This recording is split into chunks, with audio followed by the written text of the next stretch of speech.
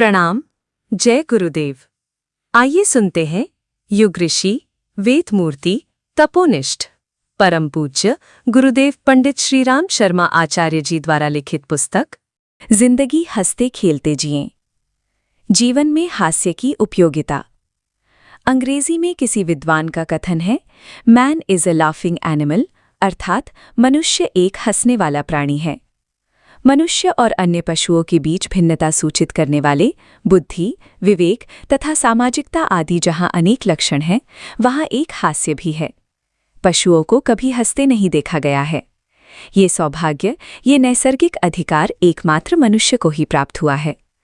जिस मनुष्य में हंसने का स्वभाव नहीं, उसमें पशुओं का एक बड़ा लक्षण मौजूद है, ऐसा मानना होगा। संसार में असंख्यों प्रकार के मनुष्य हैं। उनके रहन सहन, आहार विहार, विश्वास आस्था, आचार विचार, प्रथा परंपरा, भाषा भाव एवं स्वभावगत विशेषताओं में भिन्नता पाई जा सकती है, किंतु एक विशेषता में संसार के सारे मनुष्य एक हैं। वो विशेषता है हास्य। काले गोरे, लाल पीले, पढ़े बेपढ़े, नाटे लंबे, सुंदर असुंदर का भेद होने पर भी उनकी भिन्नता के बीच हंसी की वृत्ति सब में संभाव से विद्यमान है। प्रसिद्ध विद्वान मैल्कम ने एक स्थान पर दुख प्रकट करते हुए कहा है, संसार में आज हंसी की सबसे अधिक आवश्यकता है, किंतु दुख है कि दुनिया में उसका अभाव होता जा रहा है। कहना न होगा कि श्री मैल्कम का ये कथन बहुत महत्व रखता है और उनका हंसी के अभाव पर दुखी होना उचित ही है। देखने को तो देखा जाता है कि आज भी लोग हंसते हैं, वो उनकी व्यक्तिगत हंसी होती है, किंतु सामाजिक तथा सामूहिक हंसी दुनिया से उठती चली जा रही है। उसके स्थान पर एक अनावश्यक, एक कृत्रिम गंभीरता लोगों में बढ़ती जा रही है। ऐसा करने में उनका विचार होता है कि लोग उनको गहन, गंभीर और उत्तरदायी व्यक्ति समझकर आदर करेंगे, समाज में उनका वजन बढ़ेगा।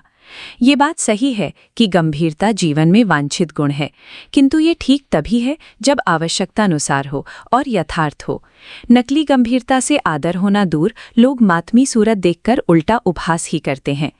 गंभीरता के नाम पर हर समय मुंह लटकाए, गाल फुलाए, माथे में बल और आंखों में भारीपन भरे रहने वाले व्यक्तियों को समाज में बहुत कम पसंद किया जाता है।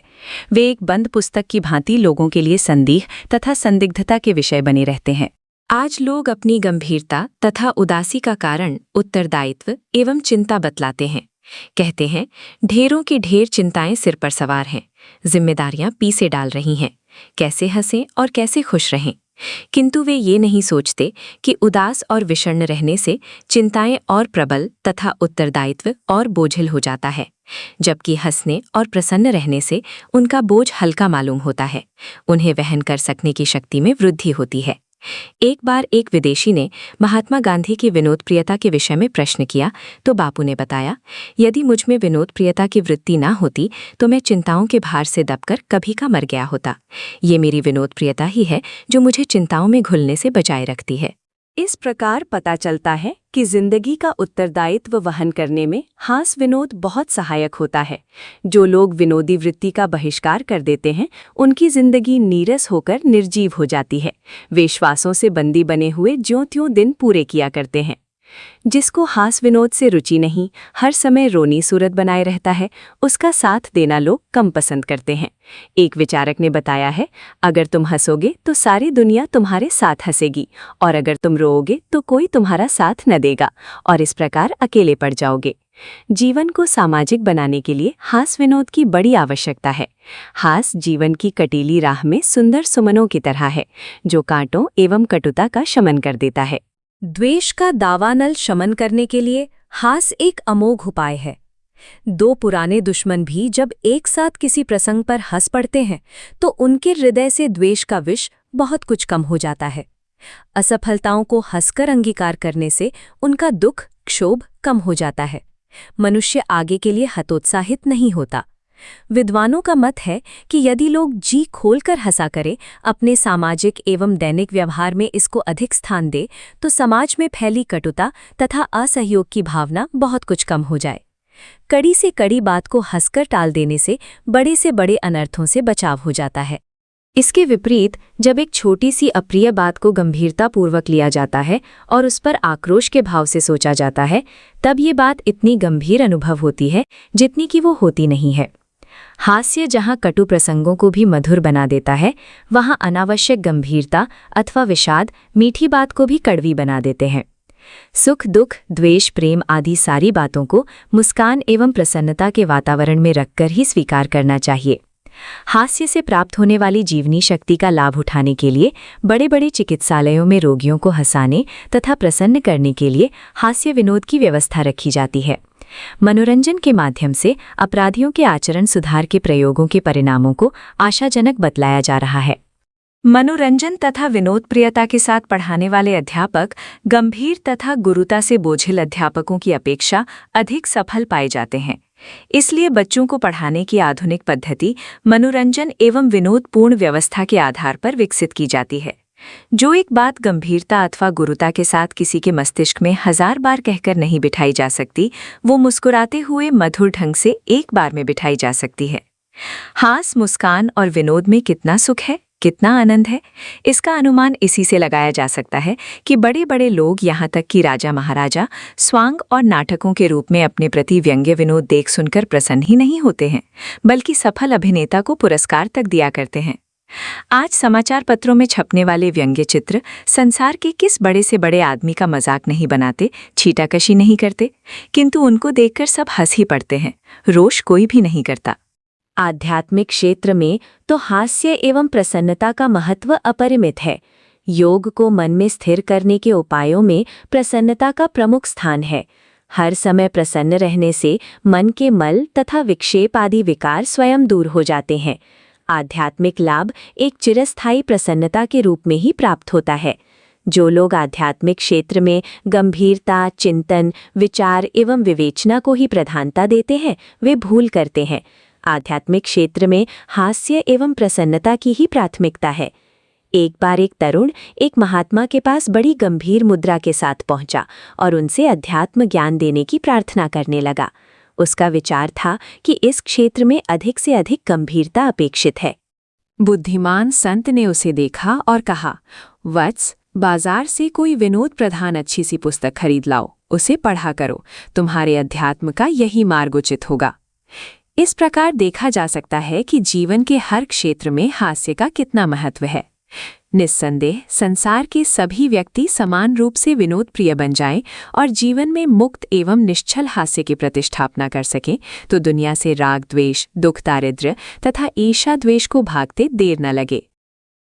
मनुष्य जीवन का सत्य। हास, प्रसन्नता मनुष्य के सौभाग्य का चिन्ह है। जो व्यक्ति हर समय प्रसन्नचित रहता है, उसके पास लक्ष्मी का निवास रहता है। जिनकी मुस्कान चली जाती है, प्रसन्नता तिरोहित हो जाती है, उससे लक्ष्मी रूठ जाती है। श्री लक्ष्मी का बहुत लोकप्रिय नाम है। हंसने से, प्रसन्न रहने से मनुष्य के मुख पर एक श्री, एक कांति, एक तेज विराजमान रहता है, जो संसार के समस्त श्रेयों को खींच कर ले आता है। प्रसन्न चेता व्यक्ति को देखकर लोग प्रसन्न होते हैं, उसकी ओर आकर्षित होते हैं, उसकी मैत्री प्राप्त करना चाहते हैं। प्रसन्नता एक आध्यात्मिक वृत्ति है, एक दैवी चेतना है। इसका आश्रय ग्रहण करने वाले के सारे शोक संताप भाग जाते हैं। प्रमुदित मन और प्रसन्नचित्त व्यक्ति के पास बैठकर लोग अपना दुख दर्द भूल जाते हैं, सुख और संतोष का अनुभव करते हैं। मुदितात्मा व्यक्ति देवदूत होता है, संसार का कलुष दूर करने वाला होता है। मनुष्य को जब भी हंसने का अवसर मिले, खूब हंसना चाहिए। जो हंसना नहीं जानता, वो जीना नहीं जानता। हंसी, मुस्कान और प्रसन्नता यौवन की आधारशिला है। जो हंस सकता है, मुस्कुरा सकता है, प्रसन्न हो सकता है, वो 80 वर्ष की अवस्था में भी नौजवान है। इसके विपरीत जो मन मलिन और उदास रहता है, वो 20 वर्ष की आयु में भी बूढ़ा है। यौवन का गुण है आकर्षण। हंसने वाले की ओर सारा संसार आकर्षित हो उठता है और रोने झीकने वाले से सबको विकर्षण रहता है। जो हर समय रोता झीकता और विषाद करता रहता है, वो जीवन के संजीवनी तत्व को नष्ट कर देता है, और जो हर समय प्रसन्न और प्रमुदित रहता है, वो अमृत को ग्रहण करता है। आप हंसेंगे तो संसार आपका साथ देगा, आप रोएंगे तो आप अकेले रह जाएंगे, कोई आपके पास बैठना ना चाहेगा। हास में जीवन और रुदन में मृत्यु की छाया रहती है। मनुष्य जितनी देर हंसता है, अपनी जीवन में उतनी ही अवधि की वृद्धि कर लेता है।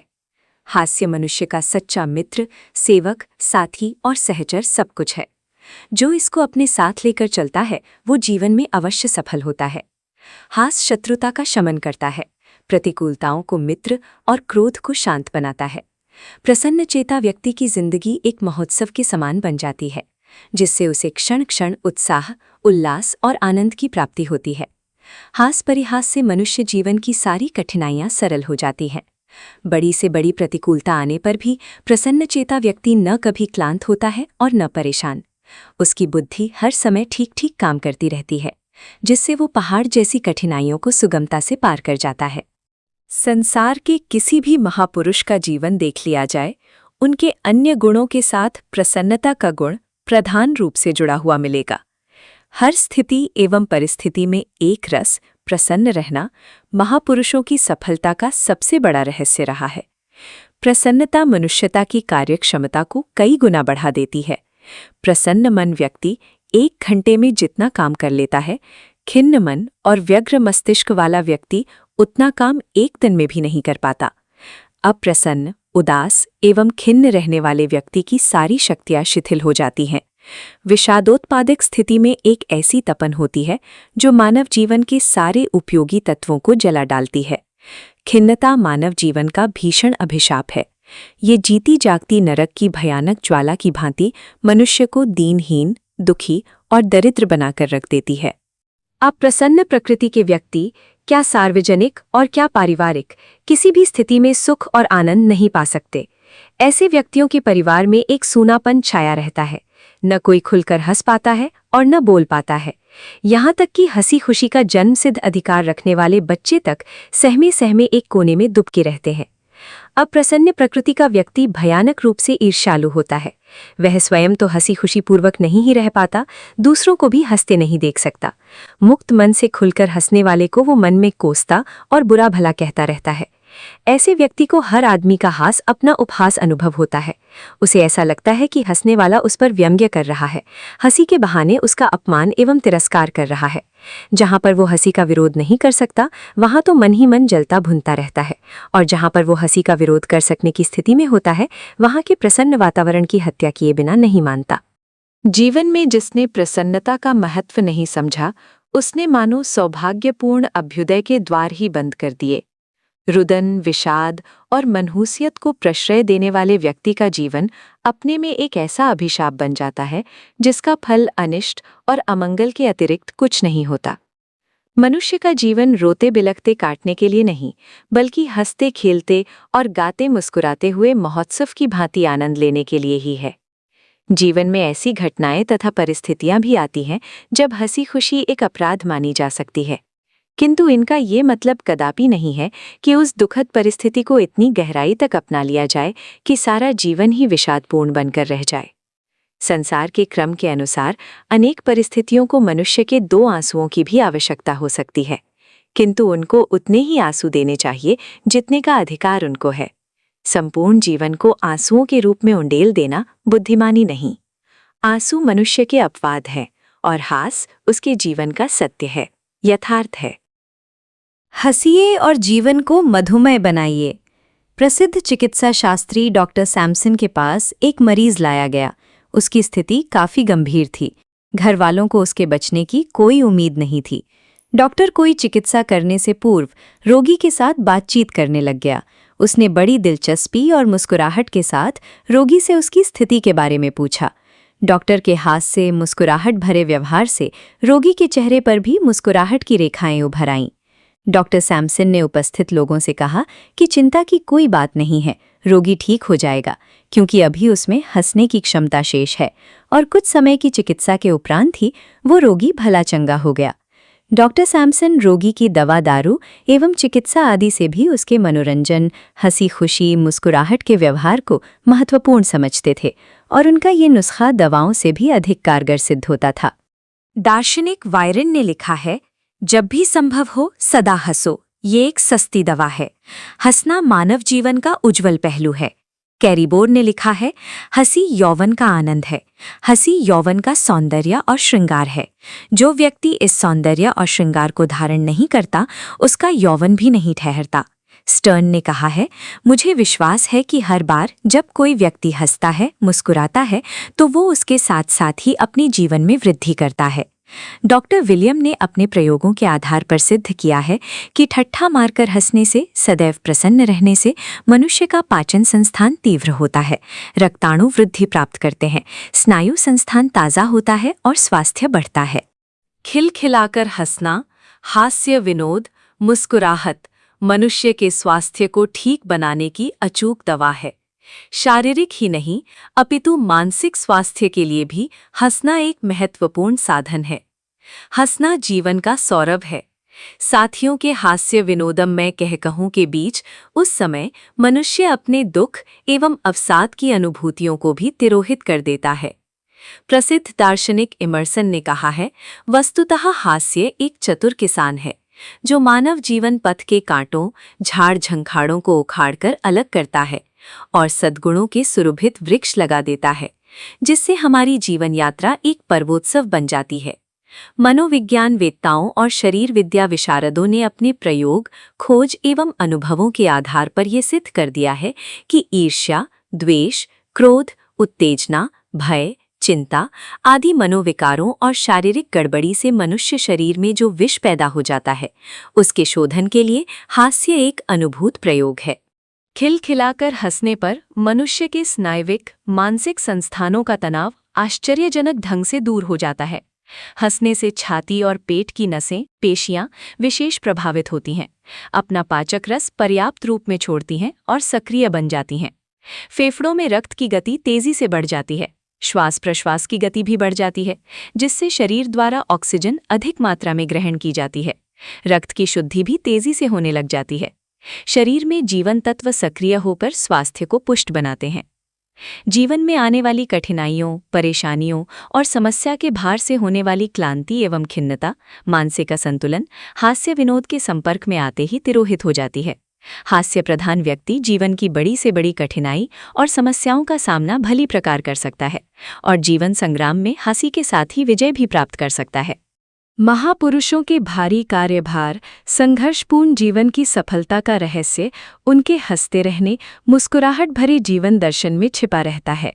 जिन्होंने महात्मा गांधी, रवींद्रनाथ टैगोर, तिलक, विवेकानंद, दयानंद आदि महापुरुषों का संपर्क लाभ प्राप्त किया है या उनके जीवन का अध्ययन किया है, वे जानते हैं कि ये महापुरुष कितने विनोदी स्वभाव के थे और इसी में उनके संघर्षमय, कर्तव्य प्रधान, कठोर जीवन की सफलता का मंत्र सन्निहित रहता था। हास्य विनोद में जीवन की भारी कठिनाइयां भी सरल और सुगम बन जाती हैं। इसमें कोई संदेह नहीं कि हास्य और मुस्कुराहट के संपर्क से कठिनाइयां, परेशानियां निश्चित रूप से हल हो जाती हैं। जो हंस नहीं सकते, सदैव गंभीरता और सोच विचार में उलझे रहते हैं, मानसिक कुंठा जिन्हें घेरे रहती है, वे कई शारीरिक और मानसिक रोगों से पीड़ित हो जाते हैं। जीवन के संघर्षों और कठिनाइयों में ही वे डूब जाते हैं, उससे उबर नहीं पाते। देखा जाता है कि स्त्रियां पुरुषों की अपेक्षा शारीरिक और मानसिक रोगों से कम पीड़ित होती हैं, क्योंकि उनमें हास्य विनोद की वृत्ति अधिक होती है। स्त्रियां स्वयं को ही नहीं, वरन पुरुषों को भी जीवन की निराशा और कुंठाओं से बचाए रखती हैं। इसी तरह बच्चे भी शारीरिक, मानसिक दृष्टि से स्वस्थ मनोरंजन का त्याग नहीं करते। जो जितनी हंसी खुशी की जिंदगी बिताएगा, वो उतना ही स्वस्थ और मानसिक प्रसन्नता से युक्त रहेगा। कवींद्र रवींद्र ने कहा है, जब मैं अपने आप में हंसता हूं तो मेरा बोझ हल्का हो जाता है। महात्मा गांधी ने कहा है, हंसी मन की गांठें बड़ी सरलता से खोल देती है, मेरे मन की ही नहीं, तुम्हारे मन की भी। जॉर्ज बर्नार्ड शॉ ने लिखा है, हंसी के कहकहों पर यौवन के प्रसून खिलते हैं। सदा जवान और तरोताजा बने रहने के लिए खूब हंसिए। हास्य विनोद का ये लाभ इस बात पर निर्भर करता है कि उसकी पृष्ठभूमि आधार पूर्ण रूपेण शुद्ध, मुक्त और सहज हो।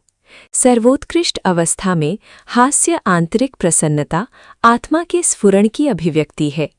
किसी प्रियजन से मिलने पर होने वाली आनंदानुभूति, किसी प्रिय अवसर पर होने वाला हर्षातिरेक, किन्हीं मधुर हृदयस्पर्शी, आह्लादकारी भावनाओं की प्रबलता से उत्पन्न हृदय का स्पंदन, आत्मा की स्फुरणा ही बाह्य पटल पर हास्य, मुस्कुराहट, प्रसन्नता, प्रफुल्लता के रूप में अभिव्यक्त होते हैं। जिस तरह विषाद, दुख, शोक की प्रबलता हृदय बांध को तोड़कर बुद्धि, विचार, विवेक के पहलू से निकलकर रुदन, विलाप, अश्रुधारा के रूप में अभिव्यक्त होती है, उसी तरह उपर्युक्त परिस्थितियों में मनुष्य की प्रसन्नता, हास्य, खुशी की धारा प्रवाहित होती है।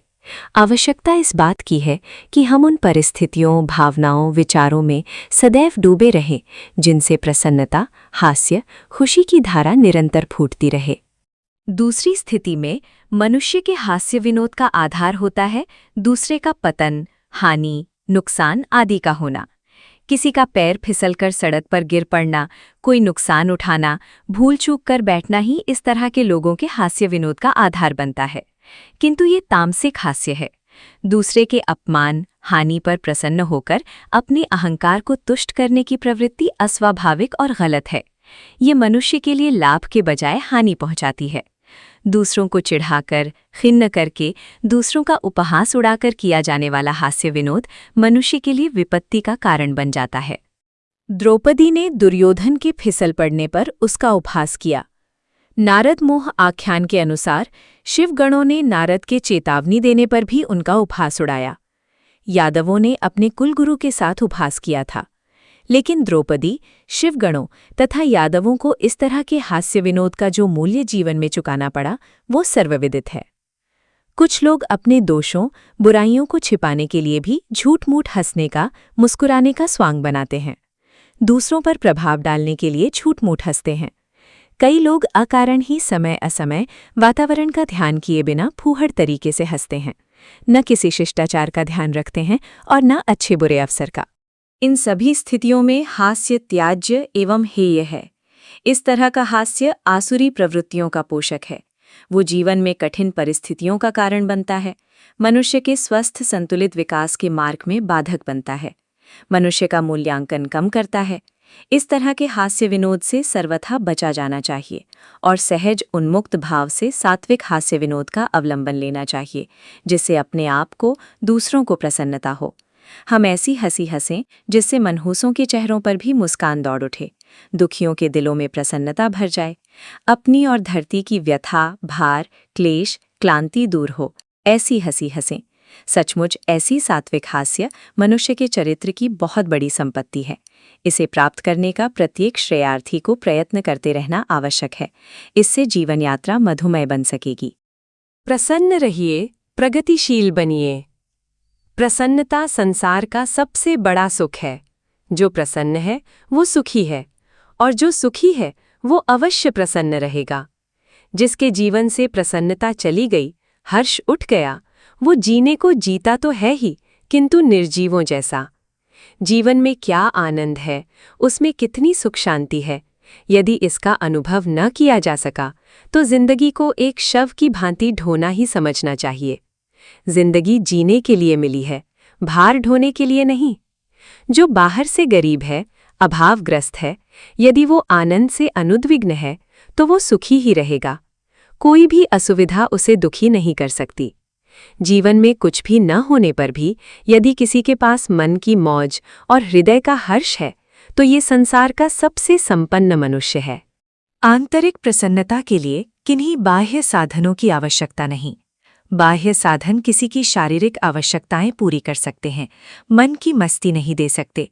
बड़े बड़े राजे महाराजे, सेठ साहूकार, अफसर और ओहदेदार सुख सुविधाओं के प्रचुर साधन होते हुए भी बुरी तरह से दुखी और क्लांत रहा करते हैं। इसके विपरीत गरीब और साधनहीन व्यक्ति बहुत कुछ सुखी और संतुष्ट देखे जाते हैं।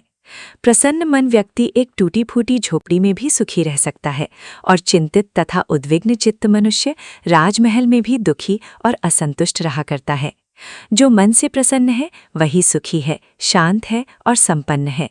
जिसका हृदय प्रसन्न नहीं वह दुखी है, दरिद्र है और विपन्न है।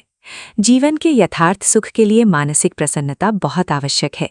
इसके अभाव का दूसरा नाम दुख है। सुखी होना है तो प्रसन्न रहिए, निश्चिंत रहिए, मस्त रहिए।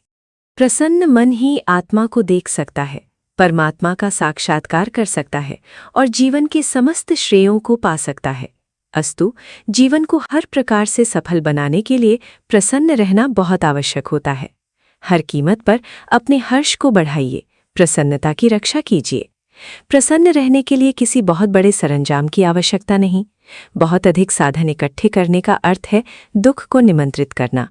जो प्रसन्नता और सुख शांति के लिए छल कपट और छीना झपटी करके जमीन जायदाद और धन दौलत इकट्ठा करते हैं, वो भूल करते हैं। बाह्य साधन आज तक न किसी को शांति दे सके हैं और न कभी दे सकेंगे। मानसिक प्रसन्नता के लिए मनुष्य को अधिक से अधिक मुक्त रहना चाहिए। उसे अपने चारों ओर जटिलताओं का जाल नहीं रच लेना चाहिए। लोभ मोह आदि को अधिक बढ़ा लेना ही अपने चारों ओर जटिलता का जाल बिछा लेना है। मोह प्रधान व्यक्ति ही अपनी दुर्बलता के कारण सबसे अधिक धोखा खाते और ठगे जाते हैं। परावलंबन का स्वभाव होने से उसे कदम कदम पर ठोकर खाना और निराश होना पड़ता है। मोह की अधिकता के कारण वह किसी बात को ठीक नहीं समझ पाता और सुख दुख पूर्ण परिस्थितियों के प्रति निरपेक्ष रह पाता है। इतनी निरर्थकताओं से भरे हुए व्यक्ति का जीवन भला किस प्रकार से सुखी रह सकता है? कदम कदम पर उलझते सुलझते चलने वाले चंचल मन मनुष्य की प्रसन्नता कभी भी अक्षुण्ण नहीं रह सकती। स्थायी प्रसन्नता के लिए मनुष्य में तटस्थ स्वभाव और निरपेक्ष दृष्टिकोण का विकास बहुत आवश्यक है। जो लोभी हैं, मोही हैं, वे कभी प्रसन्न नहीं रह सकते। प्रसन्नता के लिए मन का मुक्त रहना बहुत आवश्यक है।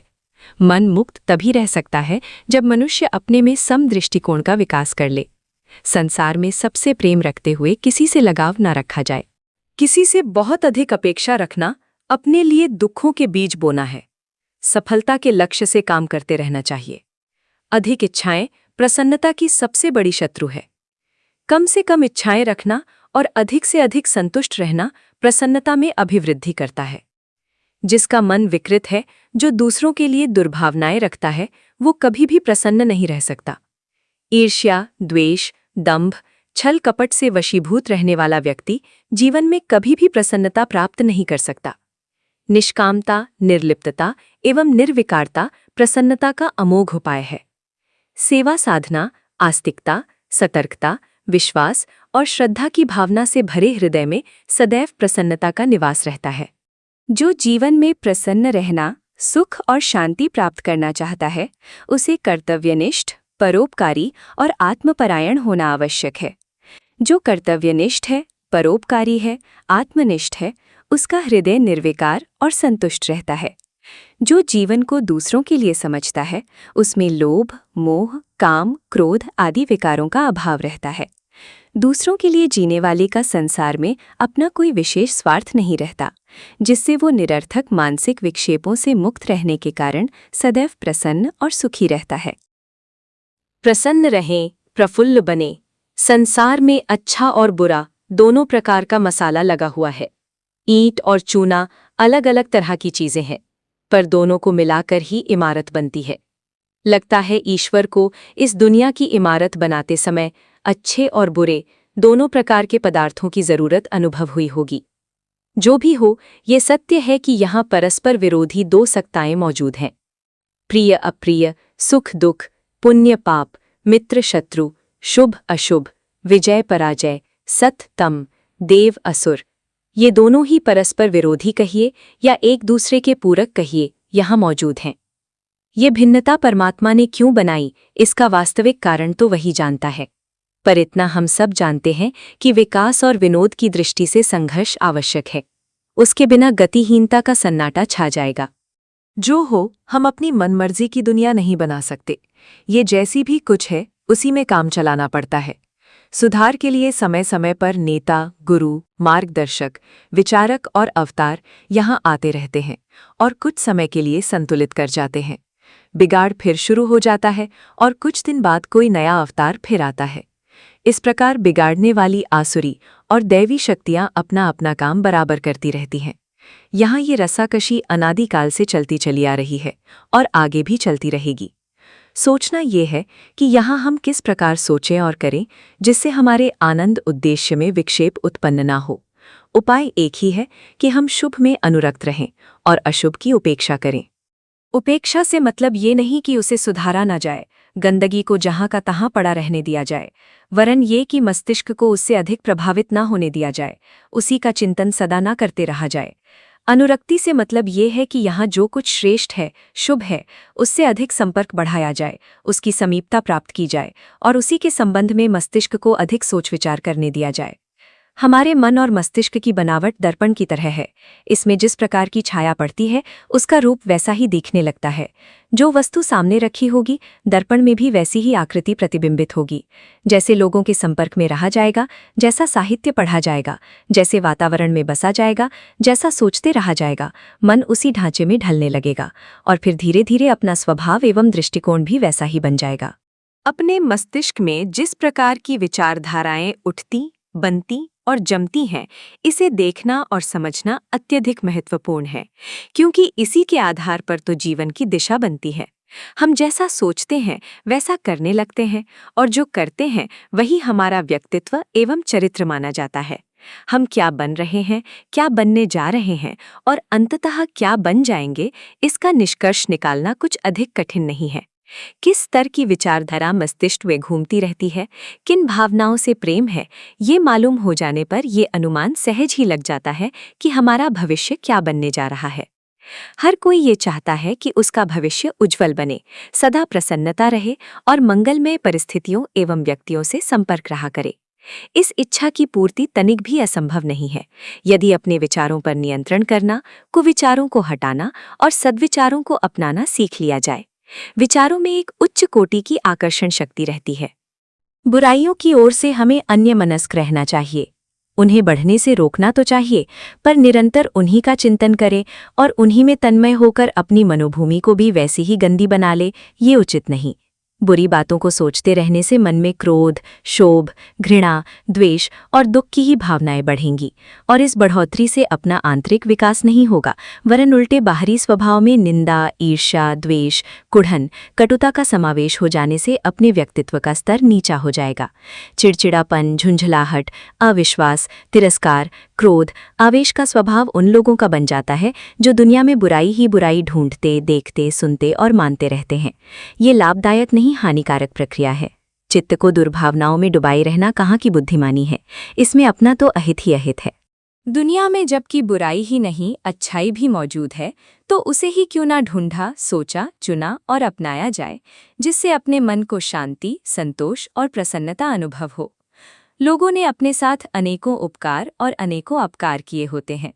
यदि अपकारों को याद रखा जाए और उपकारों को भुला दिया जाए तो दुनिया अत्यंत निकृष्ट कोटि के स्वार्थियों से भरी प्रतीत होगी।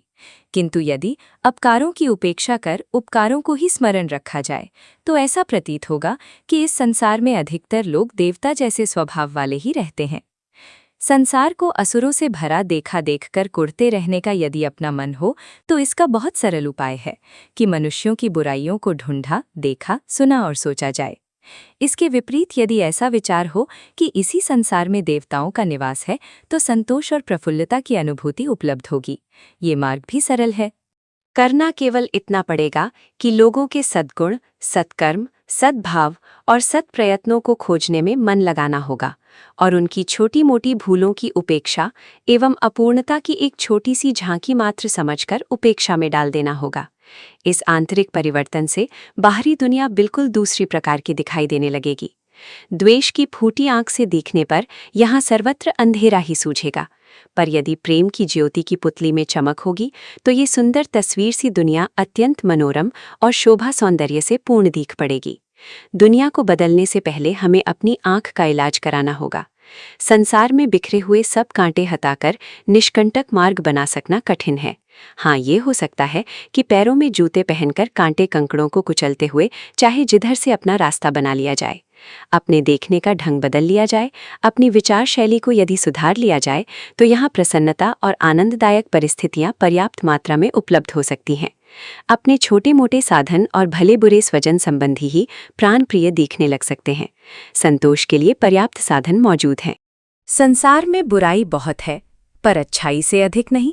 यदि यहाँ पाप और अशुभ ही अधिक होता है तो आनंदी आत्मा इस भूलोक में अवतरित होने के लिए स्वेच्छापूर्वक कभी भी तैयार न होती। कोई मरना नहीं चाहता, मरते समय दुख मानता है। उसका तात्पर्य ही ये है कि यहाँ उसे अप्रिय दुख की अपेक्षा सुख अधिक दिखाई देता है। दुखी व्यक्ति तो आत्महत्या तक के लिए उतारू हो जाता है, पर हम सब मरने की बात सुनने तक से घबराते हैं। आत्मा ये अनुभव करती है कि यहाँ दुख की अपेक्षा सुख अधिक है।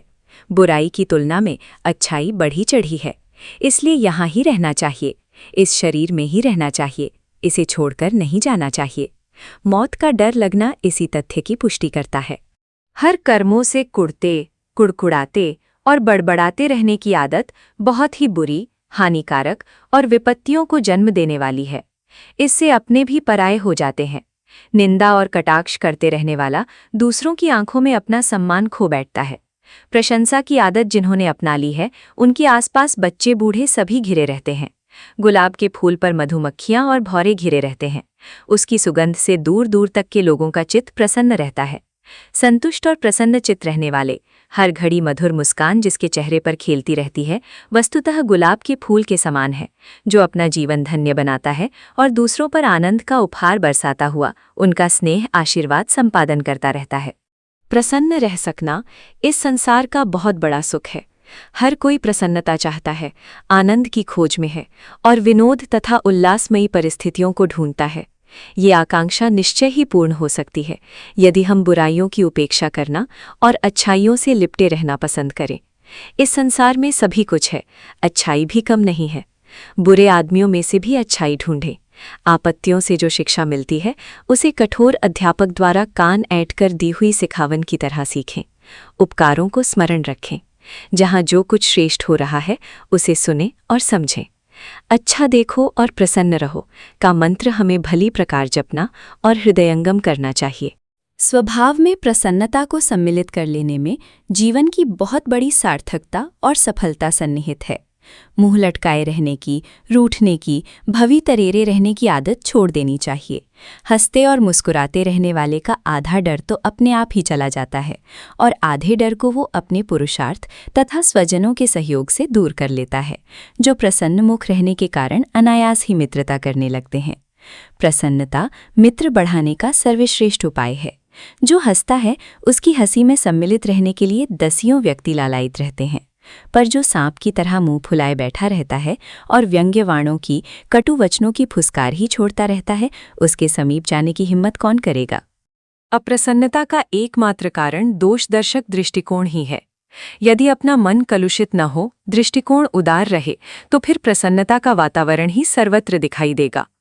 आदत में प्रसन्नता और मुस्कान को शामिल कर लेने से तो भीतरी और बाहरी दोनों ही प्रसन्नताएं गंगा यमुना की तरह इकट्ठी होकर तीर्थराज प्रयाग के आनंदमय जीवन की रचना करती हैं। इस संगम पर स्नान करने वाला हर व्यक्ति शांति और प्रफुल्लता अनुभव करता है। हम अपनी प्रवृत्तियों को इसी दिशा में क्यों न मोड़ें? कीचड़ में भी कमल खिल सकता है, तो हमें विपन्न परिस्थितियों में रहते हुए भी प्रफुल्लित रहने में क्या कठिनाई होनी चाहिए। सद्भावना से हम दूसरों का हृदय जीत लेते हैं। व्यवहार की मधुरता, सरलता और निष्कपटता में वो शक्ति होती है जो दूसरों के बंधद्वार खोल देती है। प्रारंभिक मिलन के मधुर व्यवहार से ही उसके व्यक्तित्व का पता चल जाता है। उसमें एक अलौकिक चुंबक शक्ति होती है जो लोगों के बंद हृदय का द्वार खोल देती है। मनुष्य की योग्यता, बुद्धिमत्ता और सामर्थ्य से भी अधिक सम्मोहन उसके विनीत स्वभाव में होता है। ऐसे व्यक्ति मिल जाते हैं तो उन्हें छोड़ने का जी नहीं करता। थोड़ी देर और बात करने का हर किसी का मन करता है। भाव और भाषा की विनयशीलता में वो रस, वो प्रेम होता है जो अनजान आदमियों को भी अपनी ओर आकर्षित कर लेता है। विनीत होना मनुष्य के पात्रत्व का लक्षण है, सहयोग प्राप्त करने का साधन है। नम्रता के लिए हृदय में दुविधा नहीं होनी चाहिए।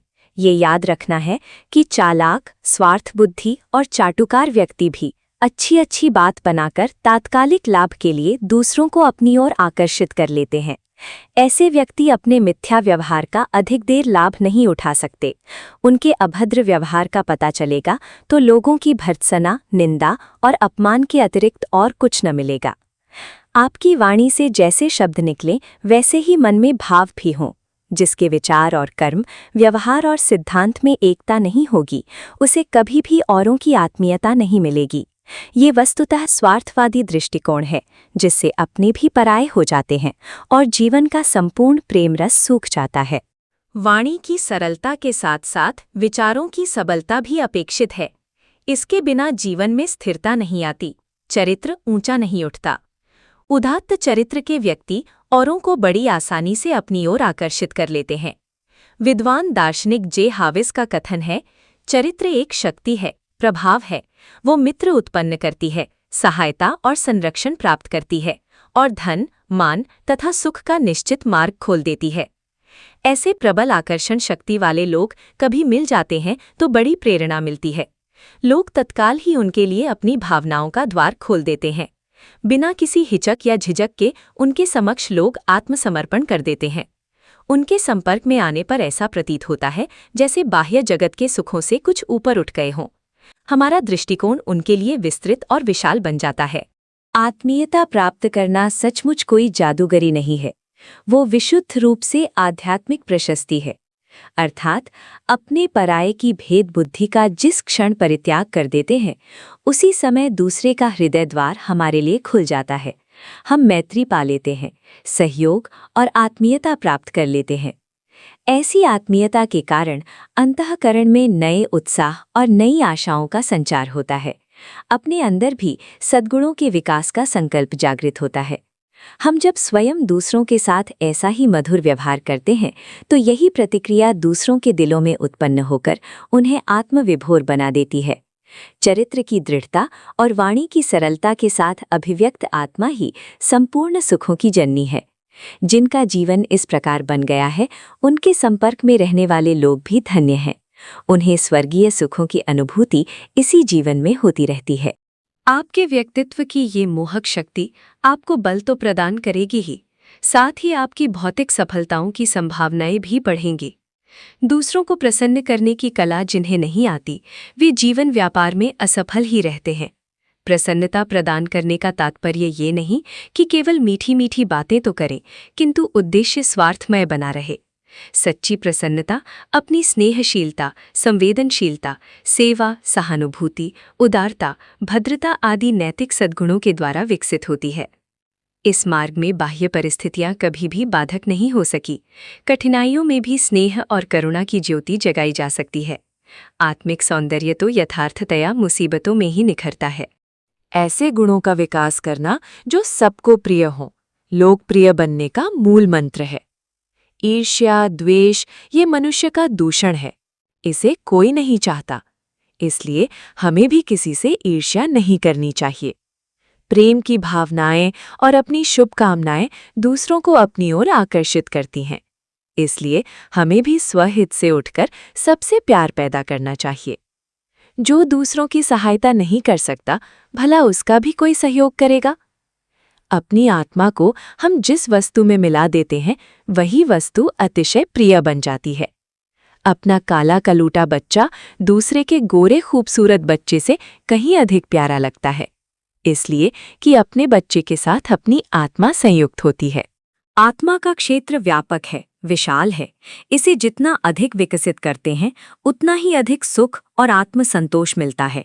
अपनी आत्मा जब फैलकर विश्वात्मा में फूट पड़ती है, तो संसार के संपूर्ण प्राणियों में अपनी ही आकृति नजर आती है।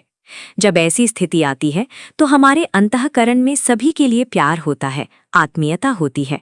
अपना सर्वस्व न्योछावर करते हैं, तभी दूसरों के हृदय जीत लेते हैं। इस सिद्धांत पर जिनके जीवन आधारित होंगे, वे सचमुच इसी धरती में स्वर्गलोक के सुखों का उपभोग कर रहे होंगे।